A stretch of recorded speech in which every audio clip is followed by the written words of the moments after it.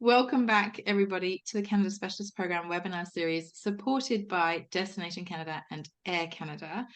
We're welcoming back to the series Candice, who is the International Market Development of Travel Trade and Travel Media for Newfoundland and Labrador Tourism. Candice, welcome back to the series. How are you doing? Thank you. I'm great. It's really great to be back. Thank you everyone for being here and for wanting to learn a little bit more about this beautiful province, the most easterly province in Canada and one of the most beautiful places in the world. I might be biased, but I think it's true. You're allowed to say that. It's all good. Now, Candice, we've had you on the program before, so I know you're going to do a little bit of kind of a recap. But then specifically, what do you want to talk about today? Well, first of all, just in case you're watching this later online or if you're joining us late, just so you know the basics, Newfoundland is the island part of the province, and Labrador is connected to the mainland, to Quebec, so it borders Quebec. We're a really large province, so we have over 400,000 square kilometers. And we have 29,000 kilometers of coastline. So we're a big place to cover a lot of territory, but we have a very unique culture. We're very off-kilter, kind of quirky. We're great storytellers. And we are very colorful in every way possible, especially in the fall. So like you'll see here at the Humber Valley. I've spent a lot of time in the past talking about Newfoundland and Labrador during peak visitor season, which is from May to August. But September to the end of October is actually my favorite time of year to be here. And I think you'll find out why by the end of this presentation. The logistics of it all. So Air Canada and Provincial Airlines has year-round service to most of the airports across the province, including Deer Lake, Gander, St. John's. Many travelers also arrive here by Marine Atlantic ferries.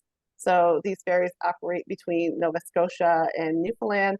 There's a year-round daily service from North Sydney, Nova Scotia, which is on Cape Breton Island, to Port aux Basques, the southwestern corner of the province, and also a June to end of September service from North Sydney to Argentia, which is on the eastern part of the province and about a 90-minute drive from the capital city of St. John's. So some travelers like to take in the whole Cape Breton Highlands fall foliage tour and also come across to Newfoundland and do a nice kind of circle tour, get the whole experience of Atlantic Canada. Thank you. And so, yeah, I know you're going to talk a bit about fall today, and I'm going to ask you what makes fall so special. I think some of these pictures are kind of pointing towards that, but yes, tell us what is special about fall in Newfoundland and Labrador. I mean, the most obvious thing, obviously, is fall foliage. So the fall is a great time of year to visit Newfoundland and Labrador. You'll witness striking vistas and landscapes as brilliant colors drape the diverse geography of the province. Bright reds on the west coast and the interior of the island, more yellows on the east coast and Labrador. There are plenty of routes to see the autumn foliage, but this image here is Humber Valley. So, where there's stands of birch trees and colorful maples that dot the area and can be seen from so many different vantage points. The foliage is incredible here. Another great reason to visit, the weather is just really fantastic in the fall. So temperatures are a bit cooler. September to the end of October has consistently sunny days. Things are a little bit cooler temperature-wise. So, for example, September is between 10 to 15 degrees every day, and it cools off a little bit at October. 10 degrees is the average temperature. But I just love this photo because you can kind of get a sense of how crisp the air is and how it feels. It's such a good time to be here, especially if you don't deal great with extreme temperatures like I do. I kind of prefer the cooler climate, especially if you're into outdoor adventuring. Yeah. Fall is also home to many fall festivals. So the famous Roots Rants and Roars Festival takes place every September in Elliston. It's a foodie focused festival, so chefs from all over the country come together. There's food hikes, music, and of course the famous Cod Wars, which is where chefs compete to create the best cod dish, and you get to vote on the actual favorite. And the winner becomes the king of cod. There's a lot of cod involved. There's also the Gross Warm Fall Festival, which is a celebration of crafts, music, food, and culture taking place in Cowhead. The Damnable Trail Festival in the Central Region, which is a hiking festival. on an incredible new trail network. We have everything from a crab festival in Labrador to a digital arts festival in Twillingate, and even an arts weekend on Fogo Island. One of the best reasons to experience the fall festival here is because there's so much of a better opportunity to kind of meet the locals and feel like a part of the community. And then, of course, there's berry picking, which is one of the best reasons to be here in fall by far. Yeah, I'm loving. I've been talking about food a lot, and we always love hearing about food. But tell us, maybe I don't know, recognize those berries. What berries are they, Candice? They are partridge berries, so they come out after the first frost, and they're kind of tart, a little bit sourish, but they make really good jam. I know that Jeanette's had lots of partridge berry jam recently. And you put them in, like, fillings for desserts and that sort of thing. They're delicious. This time of year, September, October, November, is when the first frost basically delivers seasonal berries like blueberries, cranberries, and of course the partridge berries. You can head out on one of the many hiking trails, and you'll be sure to come back with a full belly and a bucket full of berries. And if you're here during these months, try to befriend any Newfoundlander you can find, because if you're lucky, they will tell you where their favorite secret berry picking patch is, and we take this very seriously here. Love it. Fall is an excellent time also for hiking. Newfoundland and Labrador has more than 300 hiking and walking trails.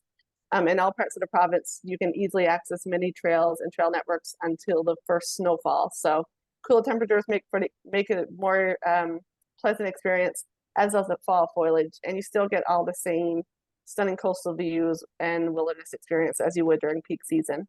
But keep in mind that some trails, perhaps due to conservation efforts or safety reasons, may close a little bit earlier. So if you have clients coming this time of year, just advise them to check ahead. Awesome. We're going to talk a bit about getting around, because I know Newfoundland and Labrador is a great self-drive destination. So I'm going to leave you now to tell us a bit about some of the touring routes. Fall is a perfect time to take a road trip here. We have so many good touring routes, and the bonus is that, of course, car rental availability is way better. Pretty much everywhere you go will be stunning, even the Trans-Canada Highway, which cuts through the interior of Newfoundland. But in terms of travel planning, some regions are kind of a bit more seasonal, and they'll close up in Thanksgiving or the end of September. But there are other areas that have made a lot of effort to stay open during the shoulder season. So I'm going to talk about some of those places. Of course, you still want to check with your preferred wholesaler to ensure that these businesses and accommodations are still open. But first of all, we have the Bonavista Peninsula, which is one of my favorite places ever for a fall trip. This route is also known as the Discovery Trail. So it takes in historic communities like Trinity, Port Rexon, Port Union, Bonavista. They have small Zodiac boat tours available right up until the end of November. So you can take in the epic coastline and still see plenty of wildlife like seabirds, eagles, and occasionally even whales and dolphins. You can tour key attractions like the Bonavista Lighthouse and the Dungeon, which is a collapsed sea arch, really cool.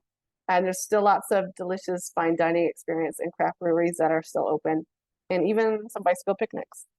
And you can access all the stunning hiking trails in this area, like the Skirvink Trail and Murphy's Cove Trail. The Bacalao Coastal Drive is another really excellent touring route. So this is on the Avalon Peninsula between Trinity Bay and Conception Bay. Includes a lot of really prolific and historic communities like Dildo, Perlican, Harbor Grace, Brigus. Boat tours here are open until the end of October, until early October. And there are lots of great dining and craft spirits and brewery options like the Dildo Brewery, Bacalao Brewing, and the Newfoundland Distillery, which is set to release its first whiskey in the fall, actually. And it's the first whiskey in the province, so that's kind of cool. You can stretch your legs on the mini hiking trails or simply stroll around the colorful historic towns. And this route is really easy to do as a day trip from St. John's, but chances are you'll want to spend a couple days out here. In Western Newfoundland, Grossmore National Park, UNESCO World Heritage Site, has plenty to do. And I'm not just talking about hiking, although that's definitely a big part of it. A lot of the boat tours in Bond Bay or through Western Brook Pond are still open until the end of September. You can still admire the impressive geology of the area, like the tablelands, which is the exposed Earth's mantle. And there's still live entertainment options, so you can see the popular Anchors Away show or attend the Grossmoron Fall Festival. In the Humber Valley, which you've seen some photos of earlier, Marble Zip Tours will have you soaring through impressive heights across Marble Mountain. And in nearby Corner Brook, you can soak up the artistic vibes of the province's second largest city while enjoying wonderful accommodations, dining, and entertainment. And of course, St. John's, as the capital city, it never sleeps. And truer words are never spoken about this place because for such a small city, it has incredible, vibrant nightlife, incredible local dining options, art galleries, theater, endless entertainment all year round. It's truly the culture capital, and there's even a neighborhood here that is known to have more artists per capita than anywhere else in Canada. Jeanette has already alluded to some of the fantastic things to see and do in the city, like hitting the East Coast Trail and visiting the historic sites like Cape Spear and Signal Hill. But there's so much that you can do all year round, like the Rooms Provincial Art Gallery and Museum is the province's largest cultural space, has permanent and temporary exhibits and art galleries, year-round programming. And we have lots of great walking tours this time of year, including one of my favorites, the St. John's Haunted Hike. It's the creation of Dale Jarvis, who is a local storyteller and folklorist. This tour leads people through the streets of downtown while bringing to life ghostly tales with some historical context thrown in. And they actually come through my neighborhood, so that's great. So to wrap this up, I wanted to share with you a video that we actually created a few years ago for a campaign that was pushing the shoulder season. It takes place on the Bonavista Vista Peninsula. It's wonderful, and I think you will see when you watch it why I love fall here so much.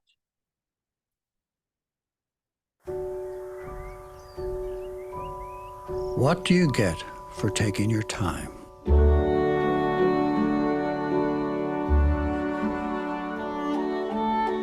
After all, in a place like this, there's no need to rush.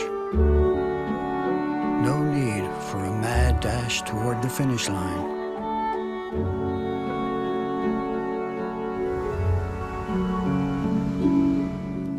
It's about making the time to listen and tasting every last drop.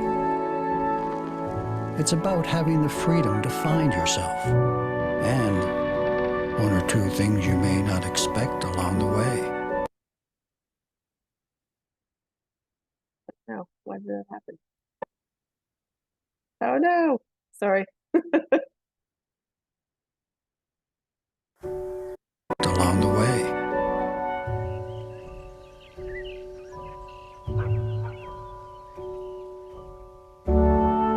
So, what exactly do you get for taking your time? Absolutely everything.